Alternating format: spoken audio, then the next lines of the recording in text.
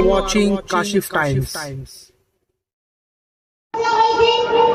न शोषण कारोबार खत्म किया, न गटरें ठीक की, न नल में पानी दिया आपको सुबह सुबह, कुछ नहीं किया। तो काम तो ये कर नहीं सकते, काम इनसे होगा नहीं। और धर्म की राजनीति की बात कर रहे हैं, तो धर्म की राजनीति की बात करने वाले से मैं कहना चाहती हूँ, बोलते हैं धर्म के नाम पे वोट मांग रहे हैं। अरे तुम भी तो धर्म के नाम पे वोट लिए थे ना। 2 नंबर की मस्जिद का नाम लेके, 2 नंबर की कसम खा के, नगर सेवक बन के आज एमएलए से कैबिनेट मंत्री तक लोगों ने बना दी। ये वही मालूनी की जनता है। आज तुम मस्जिद शहीद करने वालों के साथ जाके बैठ गए, क्या इसीलिए मालूनी वालों ने वोट दिया था तुमको? जवाब दो आप, क्या 2 नंबर की मस्जिद की कसम खा के आज बाबरी मस्जिद शहीद करने वालों के साथ जा बैठे तुम? अब किस मुंह से वोट लेंगे मालूनी वालों से? क्या बोलेंगे मालूनी वालों को? क्या उनका बेहतर भविष्य बनाओगे? क्या उनके बच्चों को हाथ दिलाओगे? कैसे दिलाओगे? जब तुम मस्जिद शहीद करने वालों के साथ जा बैठे तो तुम पे हम यकीन कैसे जताएंगे? कैसे तुमको अपना वोट देंगे? तो आपको बता दूं कि आपके घर के माइक लेके मैं खड़ी हूँ, तो आपकी आवाज भरने खड़ी हूँ, आपको हाथ दिलाने खड़ी हूँ, तो आपके लिए लड़ रही हूँ। तो आपको भी समझना पड़ेगा, ये नेता के हाथ में माइक तो आ जाता है लेकिन बोल कुछ नहीं पाता, क्योंकि बोलना नहीं आता, बोलना नहीं है, हाथ दिलाना नहीं है, बयान करना नहीं है। तो क्या कर सकता है वो नेता? कुछ नहीं कर सकता, सिर्फ आपको सपने दिखा सकता है। आपको सपने दिखा के ये बता सकता है ऐसा है मेरा मालूनी, अरे आके देखो कैसा है तुम्हारा मालूनी, ये किया तुमने मालूनी के लिए। मालूनी के तुम रहबर तो बन गए, परिवार तो बोल दिए कि परिवार का बेटा ऐसा होता है। बच्चों को नशे में तब्दील कर दिया, दीमक से सड़ा दिया। आज मेरे बच्चे के सर पे साया नजर आ रहा है नशे का, नशे कारोबार बढ़ता जा रहा है। और कारोबार करने वाले भी तुम्हारे कार्यकर्ता, जिनको तुम बनवा रहे हो, आगे बढ़ा रहे हो, जेल के सलाखों में नहीं डाल के अपने साथ चला रहे हो। क्यों? क्योंकि मरार मालवनी का बच्चा जब पढ़ लिख लेगा तो इनको वोट नहीं देगा, इनसे सवाल करेगा, और जब नशे में रहेगा तो जाके वही बटन दबाएगा। तो वही सोचना है कि हमारे बच्चों का मुस्तकबिल बनाना है, हमारे बच्चों के हालात को सुधारना है, ऐसे दोहरी राजनीति करने वालों को दूर भगाना है, जो आपके वोट तो नहीं लेते हैं और जाके बीजेपी से मिल जाते हैं। आपको बता दूं, ये नेता कैबिनेट मंत्री तो बन गए, इन्होंने बड़ा काम किया, 3 स्टूडियो बना दिए, 3 स्टूडियो बना दिए तो पकड़े गए, पोल खुल गई, पोल खुल गई, बीजेपी वालों ने खोल दिए।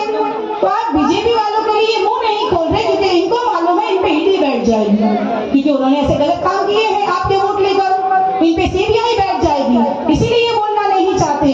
आपके बीच में नीतीश राणे आ जाता है, आता है ना, गाली देके जाता है ना मेरे भाइयों को, मस्जिद में घुस के मारने की बात करता है मरार मालवनी वालों को। तब ये जो लश्कर लेके अभी चल रहे हैं, वोट मांग रहे हैं, तब ये लश्कर कहाँ था? पूछना, तब ये लश्कर कहाँ था? जब नीतीश राणे आया था मरार मालवनी वालों को गाली दे रहा था, तब तुम्हारा लश्कर कहाँ गया था? तब तुम गायब हो गए थे। क्यों डर लगता है? बीजेपी वालों को तुम भेजते हो, मुसलमानों को तुम डराते हो, ताकि डर के मुसलमान मुझे मजबूरी में वोट दे। क्या मजबूरी में देगा मुसलमान वोट? नहीं, मजबूती से देगा मुसलमान वोट। अब उनकी बहन उनको हक दिलाने खड़ी है, अब उनको हक समझाने खड़ी है, अपनी जान की बाजी लगाने खड़ी है, तो यही मुसलमान मजबूती से अपनी बहन को नवाजेगा। इंशाअल्लाह अपनी हक की आवाज में आपकी विधानसभा में उठाऊंगी, क्योंकि यही वो माइक है जो आपकी हक की बात करूंगी, यही वो माइक है जो अपने बच्चों का मुस्तकबिल बनाऊंगी, और यही वो माइक है जो यहाँ के नशे कारोबार को खत्म करूंगी इंशाअल्लाह। अब आपको सोचना है कि नीतीश राणे जैसे इंसान, वो छोटा सा टिल्लू, वो छोटा सा गुंडा, उसके लिए नेता कुछ नहीं बोला, तो आपके लिए क्या करेगा ये नेता? क्या करेंगे ये बताइए? पूछना भाई, 15 साल दिए, 15 मिनट तो रुक जाओ, 15 मिनट रुकाना, 15 सवाल करना, जवाब नहीं है नेता के पास।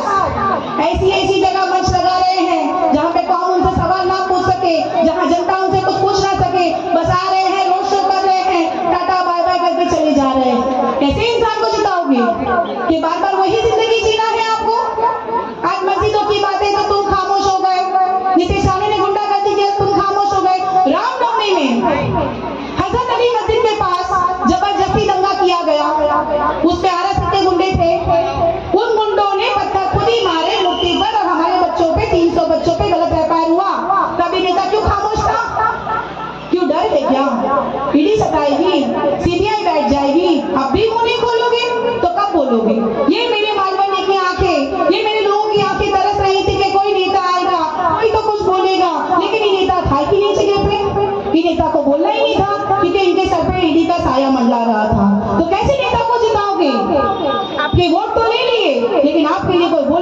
नहीं, आपको कोई हक समझाने वाला नहीं। तो आपकी बहन आज आपके दरमियान आई हूँ और आपको हक समझा रही हूँ, तो मुझे टारगेट किया जा रहा है, मुझे डराया जा रहा है, मुझ पे पत्थर फेंके जा रहा है, मेरे बैनरों को फाड़ा जा रहा है, मेरे नाक पे निशाना बनाया जा रहा है। बना लो निशाना, बना लो, मैं डरने वाली नहीं। हाँ मुझे पता है मैं निशाने पे हूँ, लेकिन मेरे कौम के लिए लड़ती आई और लड़ती रहूंगी और मरती मर जाऊंगी, लेकिन हम बोलूंगी क्योंकि मेरा ईमान ताजा है, मेरा ईमान जिंदा है, मेरा जमीन गवारा नहीं करेगा। तुम बिक जाओगे, तुम्हारा ईमान बिक जाएगा, लेकिन रिजवाना खान बिकने वाली नहीं।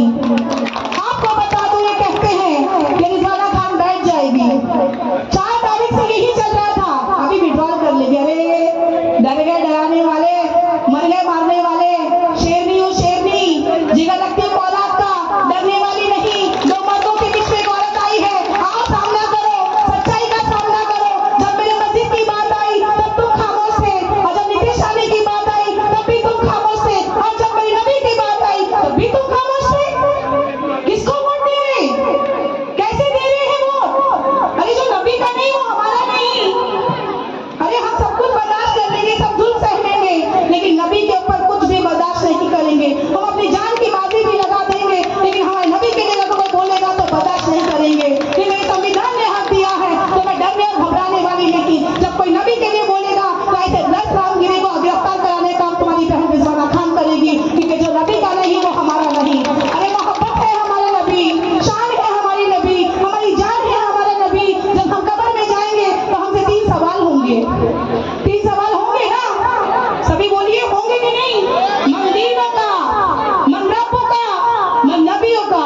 तो अगर दिल में नबी की मोहब्बत है तो नबी का दीदार भी होगा, नबी का दीदार होगा तो हम नबी की मोहब्बत करने वाले हैं। और जो नबी की मोहब्बत नहीं करता वो जाके उसको वोट देगा, जो नबी के लिए कुछ नहीं बोला वो हमारे लिए क्या करेगा? तो आपको सोचना पड़ेगा, जो नबी का नहीं वो हमारा नहीं। तो आपको ख्याल रखना पड़ेगा, जो नबी के लिए नहीं बोला वो हमारे लिए कुछ नहीं बोल सकता, वो हमारे लिए कुछ नहीं कर सकता।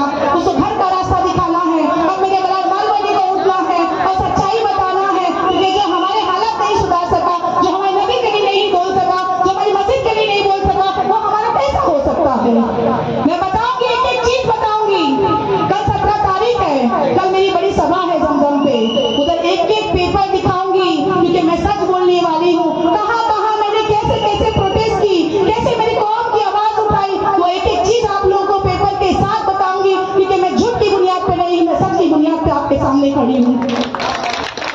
एक चीज दिखाऊंगी कि पुलिस ने मुझे कैसे नोटिस दी, कैसे मुझे डिटेन किया। हर बार पुलिस ने मुझे उठा के डिटेन कर लिया, तो मैं हक की आवाज उठाती रहती हूँ। तो आपका भी काम है अपनी आवाज को उठाना, और आप जब वोट देंगे तो इस माइक को इसलिए देंगे कि आपके बच्चों की आवाज को आप उठाएंगे। अगर आप वोट नहीं देंगे तो मैं समझ जाऊंगी कि आप अपने बच्चों की आवाज को दबाना चाहते हैं, आप अपनी आवाज को नहीं उठाना चाहते, आप अपने हालात नहीं बदलना चाहते। तो आपको मुत्तहिद होना होगा। जैसे एक एमएलए को कैबिनेट मंत्री तक बना दिया, तो एक आजाद उम्मीदवार को आप क्या वहां तक विधानसभा तक पहुंचाना होगा। मैं आपके दरमियान लड़ाई लड़ रही हूँ, तो आपका भी काम बनता है कौम की बेटी का साथ देना होगा। कौम की बेटी खिदमत करने आई है तो कौम के रहबरों का भी साथ देना होगा, कौम के भाइयों को भी बहन का साथ देना होगा। जब मस्जिदों की लड़ाई लड़ सकती हूँ, जब नबी के लिए लड़ सकती हूँ, तो तुम क्यों नहीं आगे आ सकते? तुम क्यों डर जाते हो? क्या एक वोट पे डर जाते हो? क्या है वो? क्या है? भाई है? कौन सा भाई है? दादा वाला भाई है कि नेता वाला भाई है? सोच समझ जाना, डरना नहीं, घबराना नहीं। डर के वोट नहीं देना, मजबूती से वोट देना। जब नबी की शान की बात आ गई है, जब नबी की मोहब्बत की बात आ गई है, तो ऐसे नेता को करारा जवाब देना मेरी बहनों और मेरे भाइयों। बस मैं यही कहूंगी और यही कहकर अपने शब्द खत्म करूंगी। कल 17 तारीख के दिन मजबूती से वो सारी चीज दिखाऊंगी, एक पेपर दिखाऊंगी और बताऊंगी कि कितनी सच्चाई है। यहाँ के कुछ लोग, पानी का मसला था, 10,000 में कुछ पानी का कनेक्शन था, कुछ 40,000 लोगों ने लिए, दलालों ने लिए ना। यही वो आजमी नगर है ना, दिए, अपना सोना रखे, गिरवी रखे, बर्तन बेचे, सब कुछ किए, लेकिन पानी का नल लगाए। आज वो पानी की सुविधा तक नहीं दे पाया ऐसा नेता है, वो क्या देगा? कर्म की राजनीति कर नहीं सकते, धर्म की राजनीति वो आती नहीं है, तो क्या कर सकते हैं ये? आपको बता दूं कि निरंकार नगर में एक मसला हो गया था, हिंदू मुसलमान हो गया था। उस निरंकार नगर में एक तरफ कार्रवाई हो रही थी, बीजेपी के सारे गुंडे पहुंच चुके थे वहां पर। मैं तो गुंडे कहूंगी, कुछ भी हो जाए गुंडे ही बोलूंगी, क्योंकि वो गुंडे हैं, गुंडे ही रहेंगे। उन लोगों ने मेरी बहनों की किसी ने सुनवाई नहीं किया। जब तुम्हारी बहन वहाँ पुलिस स्टेशन में गई तब जाके मेरी बहनों का स्टेटमेंट लिया गया। क्या तब भी वो नेता नहीं बोल सकता था? क्या तब भी मुंह में जबान नहीं थी? क्या तब भी मुंह में नहीं जमा लिए थे? तो आपको सोचना होगा, जब आपके हक के लिए लड़ सकती हूँ, आपके लिए पुलिस स्टेशन में आके लड़ सकती हूँ, पुलिस ऑफिसर की आंख में आंख डाल के, तो आपके हक की आवाज में विधानसभा में भी कोई भी सरकार बने आंख में आंख डाल के आपका हक दिलाने की ताकत रखती हूँ।